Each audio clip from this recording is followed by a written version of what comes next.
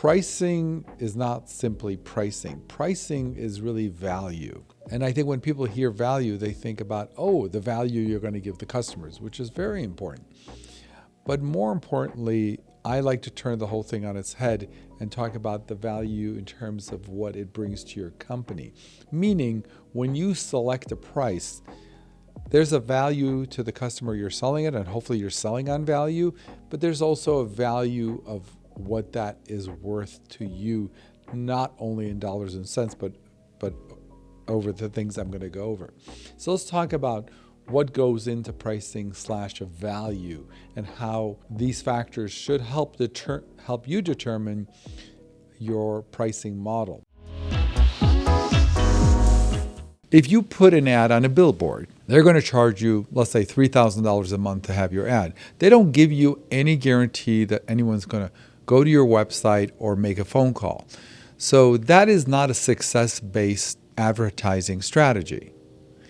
If you even place an ad on the radio, or if you place an ad in a magazine or in the newspaper, and for those of you who don't know what newspaper is, it's this paper thing that used to open up and there used to be information on it, but that's another podcast. Anyway, but all joking aside, when you place ads in those kind of marketing material, you are essentially committing to pay a certain fee for the privilege of being there. But there is no guarantee that even one person is going to call you, okay? And it may be successful, but again, there's no correlation when you first set up that account and pay the bill. One of Google's real amazing thing, and it probably explains their unbelievable success, is they actually align with the advertiser and said, listen, if someone sees your ad but doesn't click or call you, we're not going to charge you.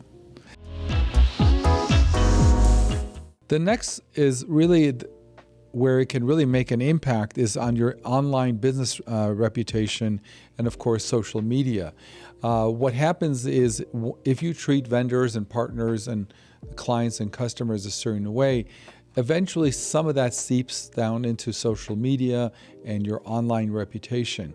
So these are three different, some overlapping ways that your reputation as someone who has integrity will impact. It'll impact customers, clients, vendors, partners, and all of that will filter into social media.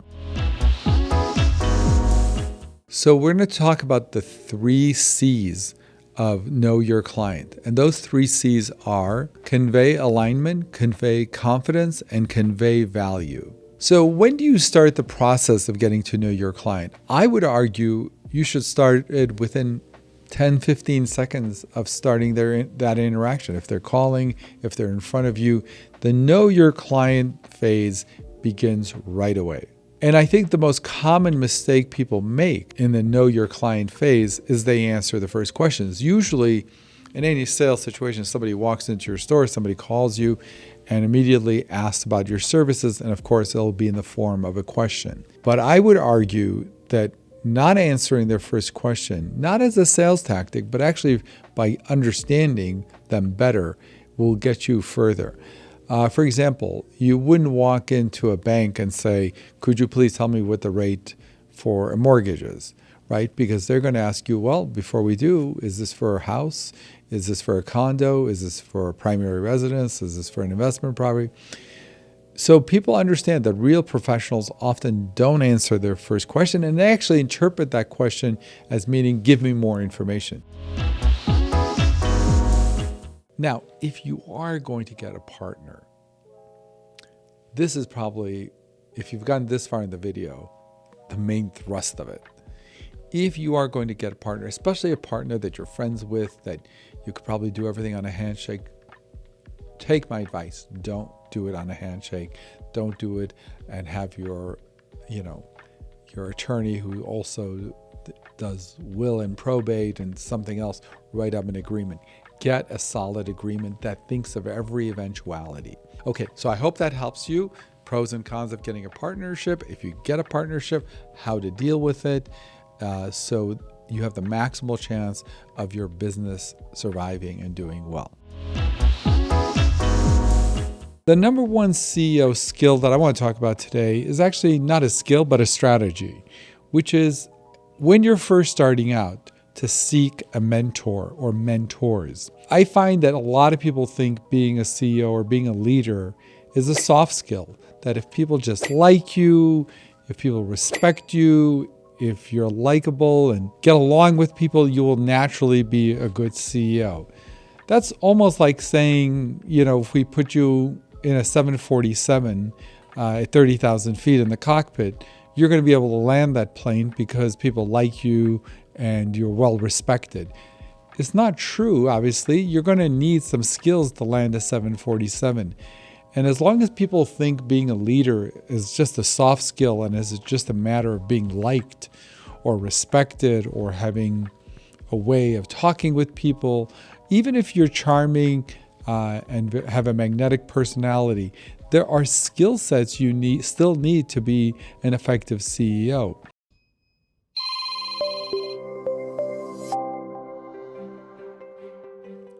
Hi, my name is Ashley Arnold, and our team of inspirational leaders have created a comprehensive phone training course to help others grow their businesses. We know how frustrating it is to spend all that time, money, and effort to generate inbound calls for your business, only to end up with little to no revenue. Here at High Call Converting Headquarters, we have taken countless courses, read every book on phone sales, and tried and tested all of our learnings on several startups we've had over the years to find out what works and what doesn't. Today, we have a bulletproof system that helps us close up to 80% of those inbound calls. Our high converting call class will teach you how to demonstrate your authority quickly without being pushy. Imagine empowering the caller to come to the realization on their own that you are the best person in the industry to meet their wants and needs in just a few minutes. We believe that many businesses out there can benefit from this, and we promise to help you achieve your revenue goals by converting more of your incoming calls into actual sales. For more information, please visit our website at highconvertingcallclass.com or sign up on our website for more information. Stop waiting for the sales to come to you. Put your revenue into your hands. I think I talked about in my previous videos that great book called Blue Ocean Strategies, where you want to create a company where really your competitors are irrelevant. And I think that's really the filter someone should use in creating a company. So if you're going to be the 10th accounting firm in a small to medium-sized company, by definition, you're going to be in a red ocean where you're, for the most part, going to be stealing clients from one accounting firm to another, which is fine, and you can make a living on it. But it just doesn't have that endless potential if you come up with an idea or a company that is, in many ways, doesn't really have competition. Whether it's because of technology, because you've created the space, because you have some inside track on something. So the first thing is hiring.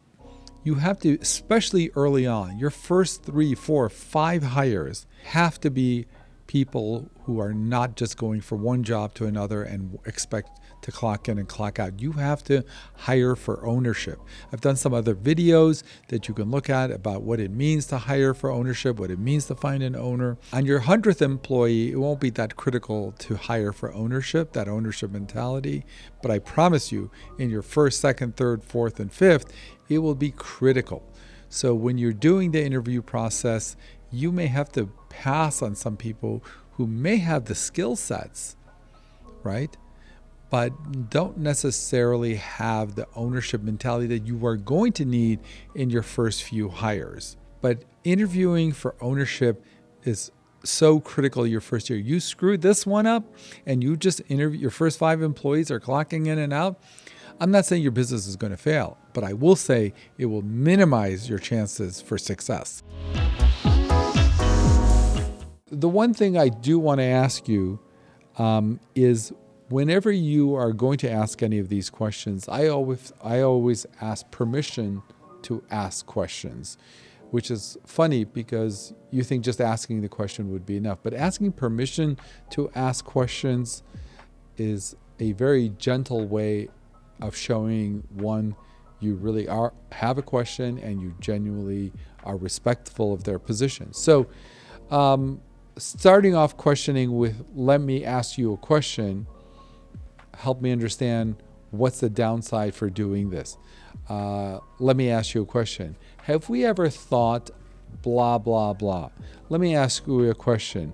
Are we letting perfect be the enemy of good? Let me ask you a question. If you owned the company and it was 100% your decision, which direction would you go? Let me ask you a question.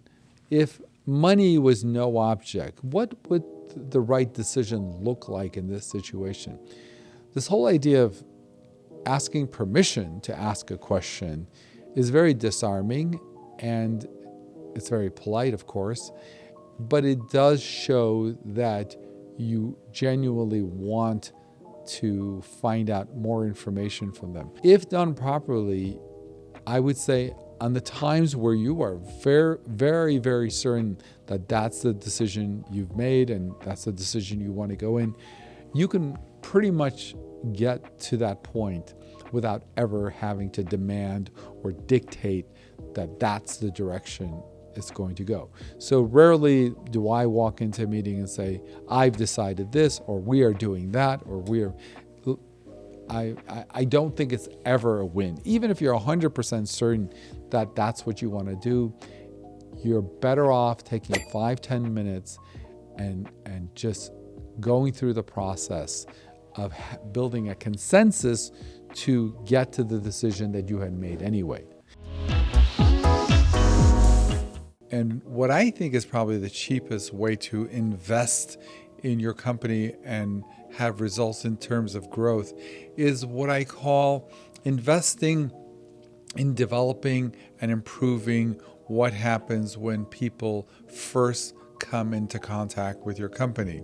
As I call it, the first touch. Now, for different companies, the first touch looks different. The first touch for some companies, if you own a pizza shop, is often when people may walk into your store.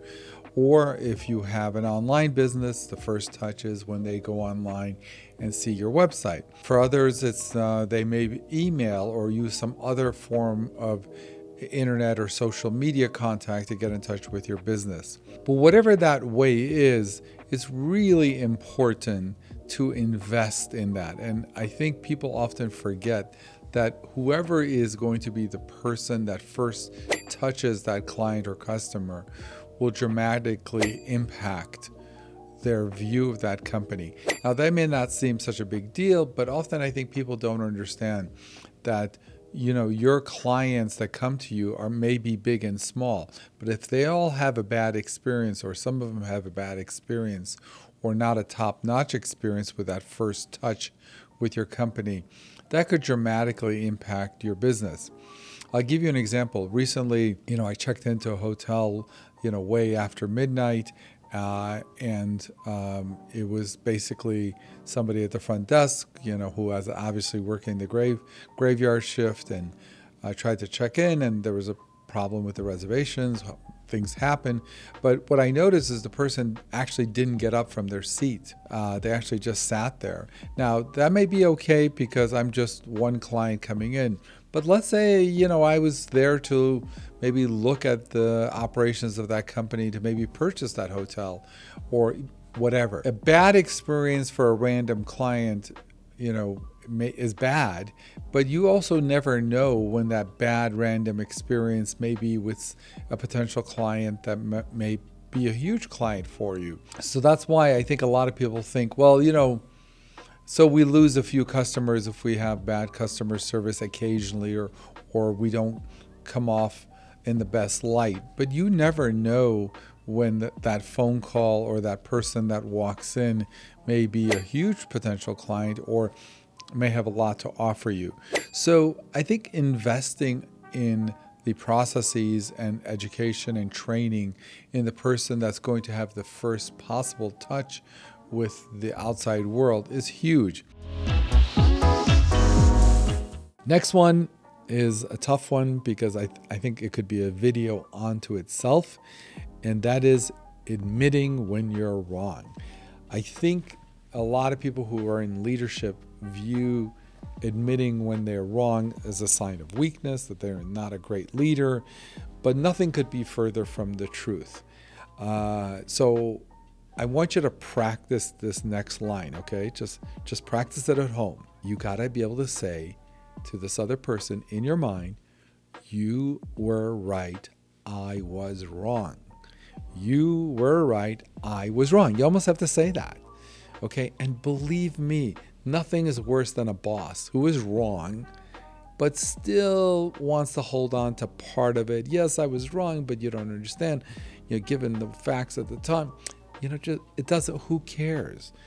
Come clean, and in fact, you will get more respect and not less. But I think there is this thinking saying that if I show that I'm having second thoughts about my thinking, let's say you went to the marketing meeting and say, I think we need to push in this direction. And you made a big push and the data came back and nothing could be further from the truth. It helps to own that. Just say, guys, I do remember that meeting 2 months ago. I remember I pushed for this. And yeah, I'm here to tell you, boy, was I wrong. This idea that people will think less of you, if anything, you'll be elevated in the minds of many people.